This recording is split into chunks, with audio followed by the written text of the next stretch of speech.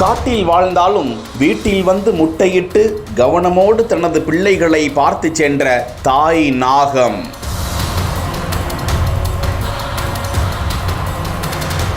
முட்டையிலிருந்து வெளியே வந்தவுடனேயே வேலையை காட்டிய குட்டிகள். ஆட்களை பார்த்தும் பதற்றமின்றி மெல்ல மெல்ல நகர்ந்து சென்ற தாய். சீண்டினா சீரியஸ் தான் என ஒதுங்கி நின்று வீடியோ எடுத்த மக்கள். தெலங்கானா மாநிலம் பாத்ராத்திரி கொட்டகுடம் என்ற பகுதியில்தான் மின்வாரிய எலக்ட்ரீஷியன் ராஜு என்பவரது வீட்டின் சுவற்றில் உள்ள துளை வழியாக வீட்டின் சுற்றுப்புற பகுதிக்கு வந்த அந்த நாகம் அந்த இடத்தில்தான் எங்கோ முட்டை பொறித்திருக்கும் போல.